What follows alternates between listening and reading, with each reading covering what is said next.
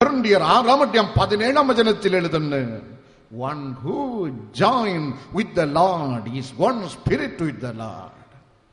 കർത്താവിനോട് പറ്റിച്ചേരുന്നവനോ അവനുമായി ഏകാത്മാവാകുന്നു.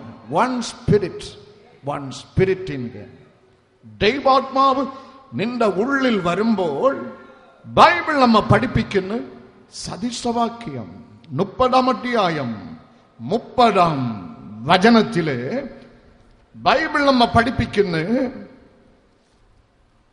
You become powerful, നീ ശക്തനാകും. നീയാണ് ശക്തൻ. ഹല്ലേലൂയ. കർത്താവിന്റെ ആത്മാവ് നിന്റെ ഉള്ളിൽ വന്ന് വസിക്കുമ്പോൾ കിങ് സാലം എഴുതുന്ന സദൃശവാക്യം 30:30 നീയാണ് ബലവാൻ. രണ്ടാമത്തെ സവിശേഷത അതേ വചനത്തിൽ രേഖപ്പെടുത്തപ്പെട്ടിരിക്കുന്നു, ദൈവാത്മാവ് നിന്റെ ഉള്ളിൽ വരുമ്പോൾ നീ മറ്റാർക്കും വഴിമാറിക്കൊടുക്കുകയില്ല. മാൻ നീർത്തോടുകളിലേക്ക് ചെല്ലുവാൻ കാംക്ഷിക്കുന്നത് പോലെ മാനിന്റെ പ്രത്യേകത പ്രവാചകൻ ഹബക്കുക്ക് 3:19 വചനത്തിൽ ഇപ്രകാരം എഴുതുന്നു, മാനിന്റെ കാലുകൾ അവിടെ രേഖപ്പെടുത്തപ്പെട്ടിരിക്കുന്നു ഉന്നതം ലാക്കാക്കി പാഞ്ഞോടുന്ന കാലുകൾ. ഹല്ലേലൂയ. ഉന്നതികളിന്മേൽ നടക്കുന്ന കാലുകൾ മാനിന്റെ കാലുകൾ. പന്നിയുടെ കാലുകൾ അങ്ങനെയല്ല, അഴുക്കിലാക്കാക്കി നടക്കുന്ന കാലുകൾ. മാനിന്റെ കാലുകളോ എപ്പോഴും ഉന്നതി ലാക്കാക്കി നടക്കുന്ന കാലുകൾ. ദൈവമക്കളുടെ കാലുകൾ അങ്ങനെയുള്ള കാലുകളാണ്. പക്ഷെ പന്നിയുടെ കാലുകൾ മലിനം ലാക്കാക്കി നടക്കുന്ന കാലുകൾ. ജീവിച്ചിരിക്കുമ്പോൾ ഒരിക്കലും അത് ഉയരത്തിലേക്ക് നോക്കുകയില്ല. മരിച്ച് അല്ലെങ്കിൽ കൊന്ന് അറക്കാൻ വേണ്ടി തണ്ടിന്മേൽ കെട്ടി കൊണ്ടുപോകുമ്പോൾ, ശരീരത്തിൽ ജീവൻ ഇല്ലാതിരിക്കുമ്പോൾ, ചെത്തതിന് ശേഷം അതിന്റെ കണ്ണ് മുകളിൽ നോക്കിക്കൊണ്ടേയിരിക്കും.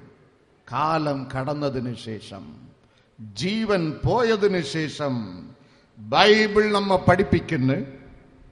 ഉൽപ്പത്തി പുസ്തകം 25:21 വചനത്തിലെ റബേക്ക ഗർഭിണിയായി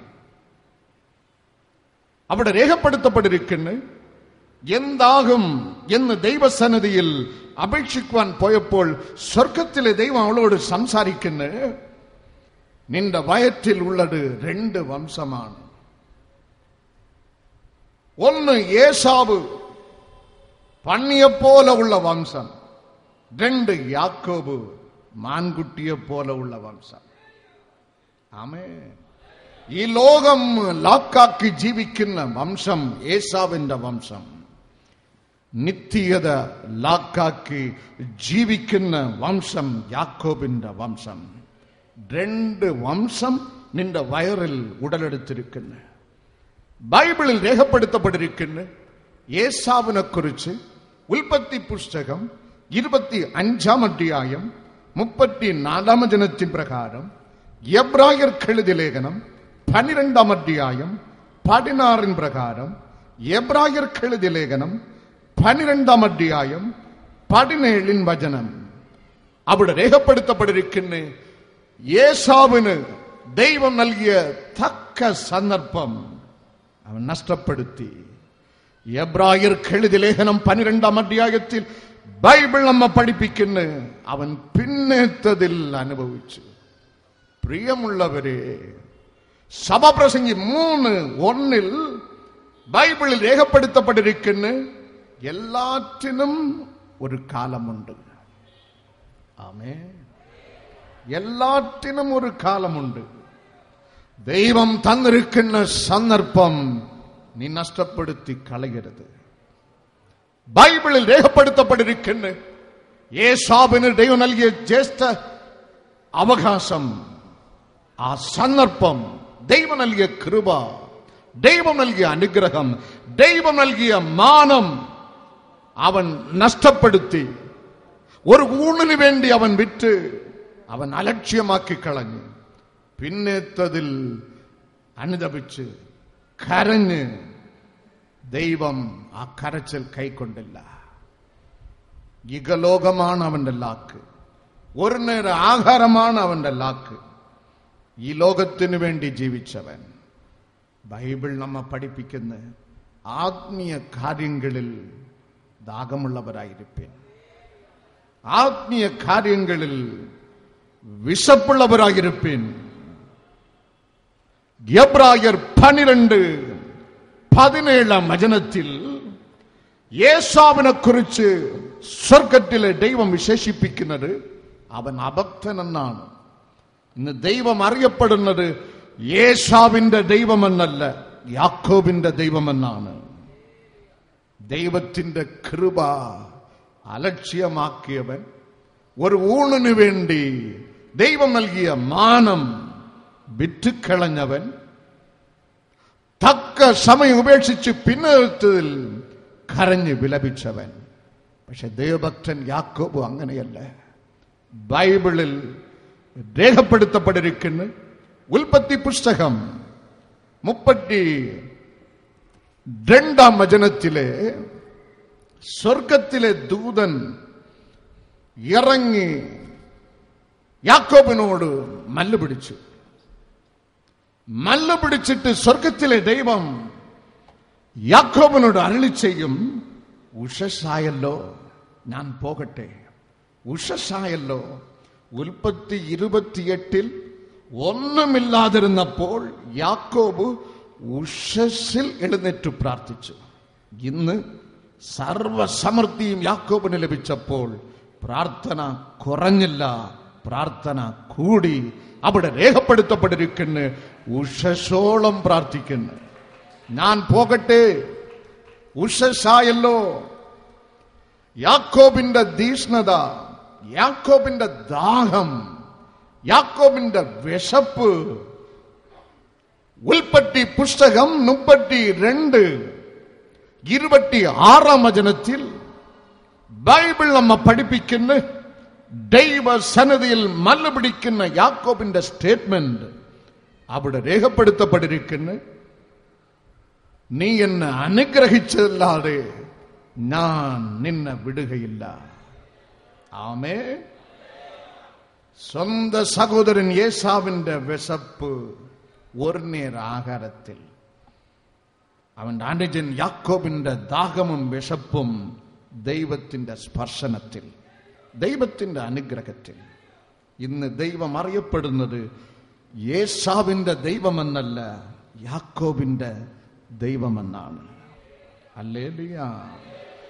നല്ലവനെ വല്ലവനെ പൊന്ന് കാണ്ടനേ ഹല്ലൽ എന്നോ വന്നു ചേർത്തിടോ മെന്നെ.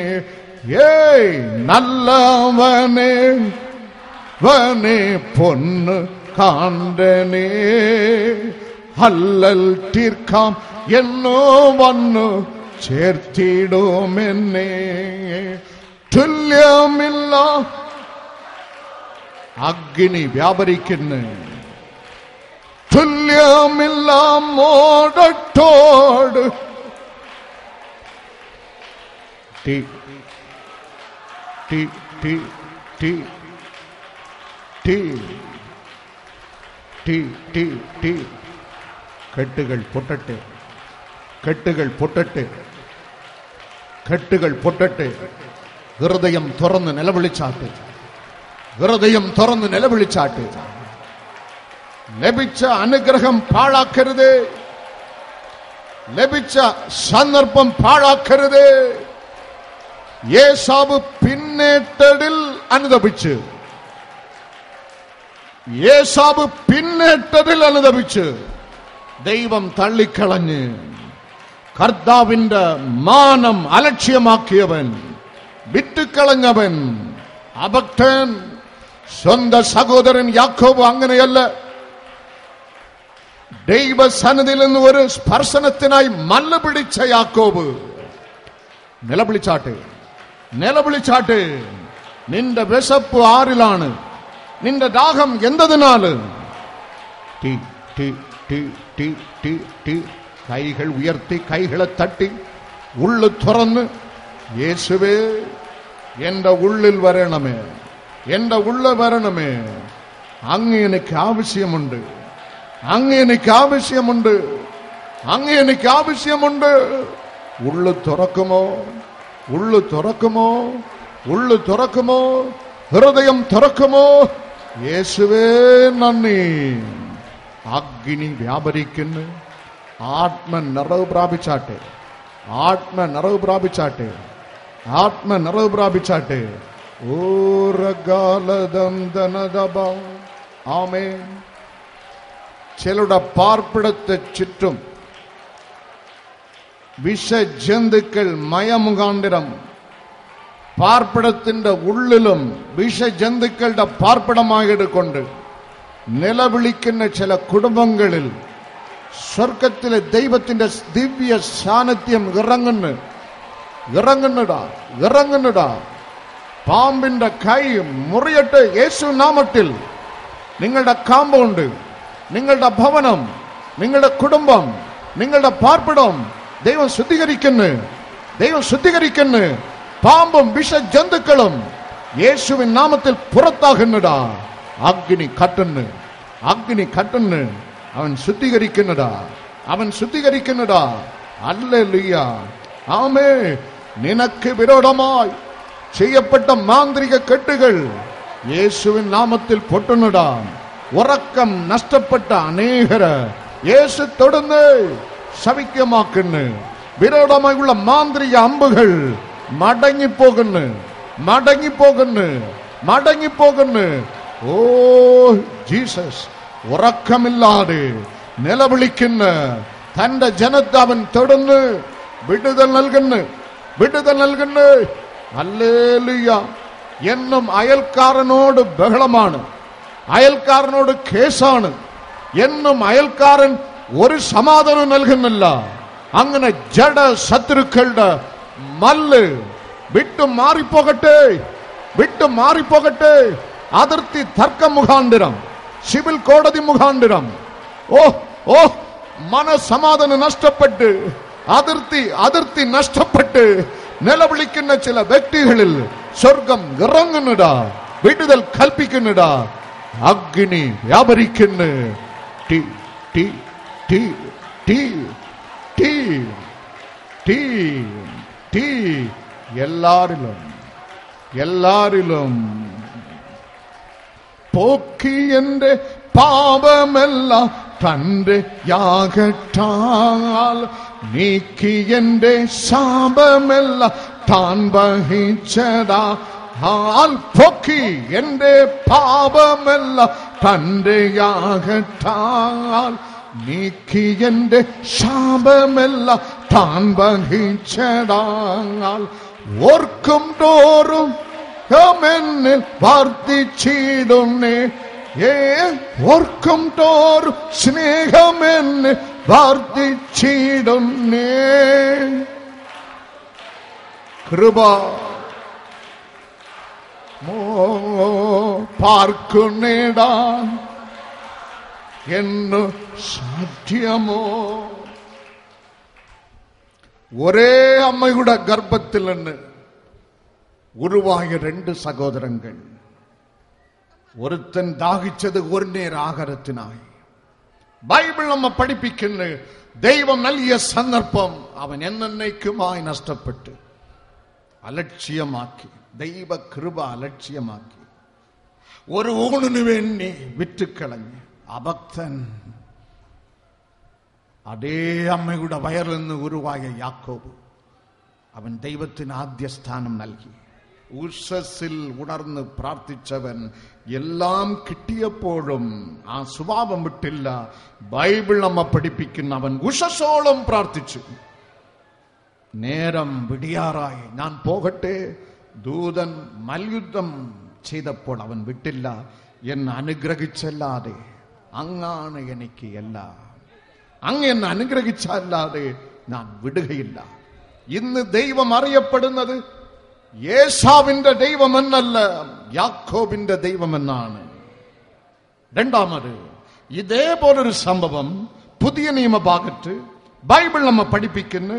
ലൂക്കോ സുവിശേഷം 10-ാം അധ്യായം 38-ാം വചനം മുതൽ 2 സഹോദരന്മാർ, ഒരേ അമ്മയുടെ ഗർഭത്തിൽ ഉരുവായ 2 സഹോദരിമാർ, മാർത്ത, മരിയ.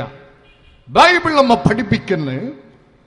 ലൂക്കോ സുവിശേഷം 10-ാം അധ്യായം 38-ാം വചനത്തിൽ യേശു മാർത്തയുടെയും മറിയത്തിന്റെയും ഭവനത്തിൽ എത്തിയപ്പോൾ സഹോദരിമാരിൽ ഒരുത്തി മാർത്ത യേശുവിനെ വീട്ടിൽ കൈക്കൊണ്ട്.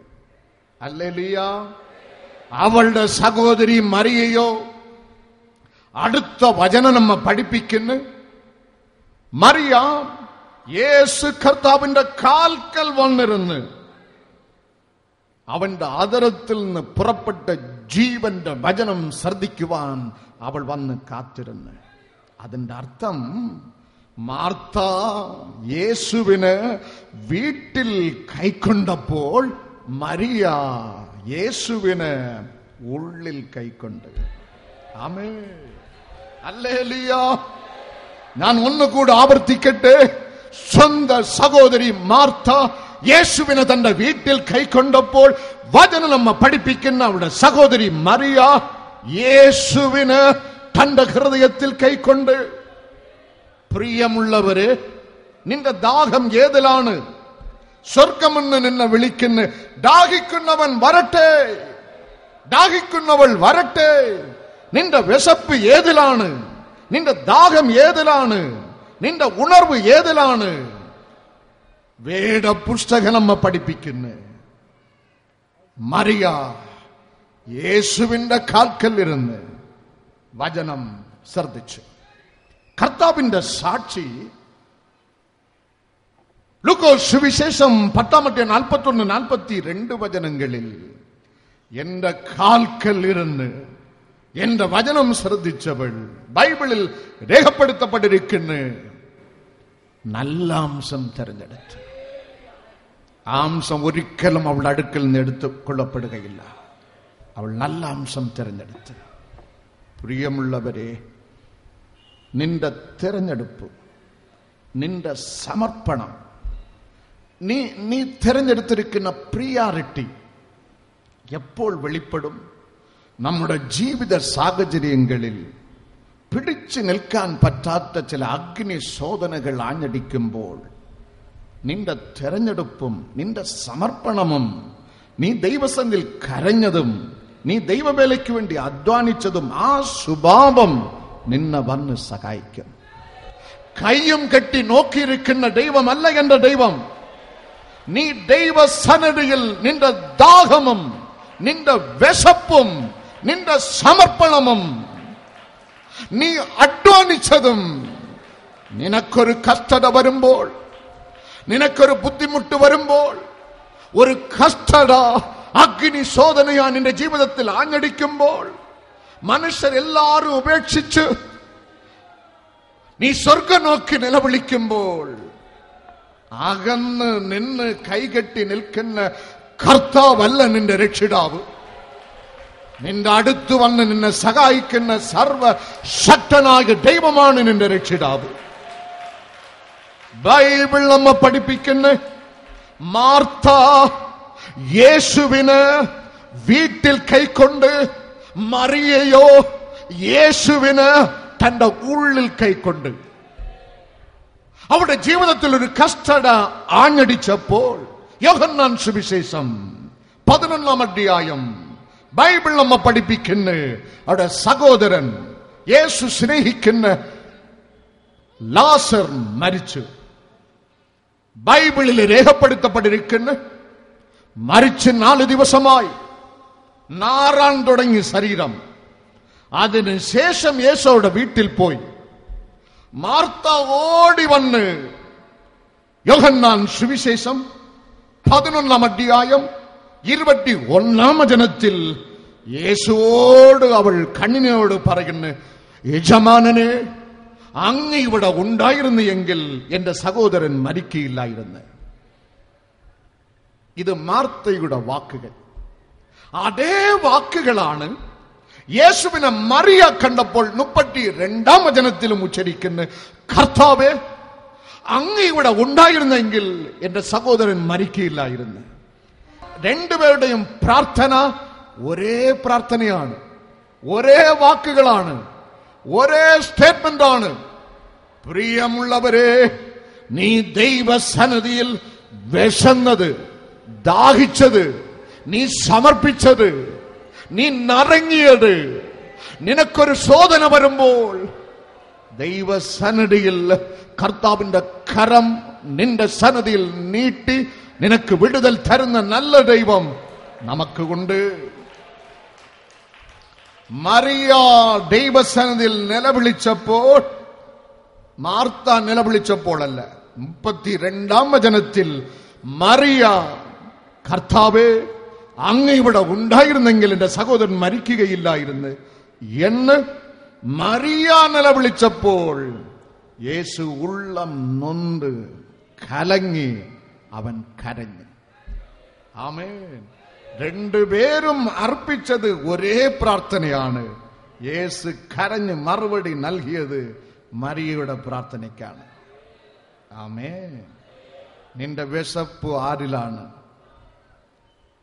നീ ദൈവസന്നിധിയിൽ വിശപ്പുള്ളവളായിരുന്നാൽ, നീ കർത്താവിന്റെ കാര്യത്തിൽ വിശപ്പുള്ളവളായിരുന്നാൽ, പ്രിയമുള്ളവരെ, നിന്റെ സമർപ്പണത്തിൽ, നിന്റെ കണ്ണുനീരിൽ, ദൈവസന്നിധിയിൽ നീ ആശ്രയിക്കുന്ന സ്വഭാവമുള്ള ആളായിരുന്നാൽ, നിന്റെ കഷ്ടതയിൽ ദൈവസന്നിധിയിൽ നിന്ന് മറുപടി നിന്നെ ലാക്കാക്കി പുറപ്പെട്ടു വരും, നിശ്ചയമാണ്. ആമേൻ. നല്ലവനെ, വല്ലവനെ,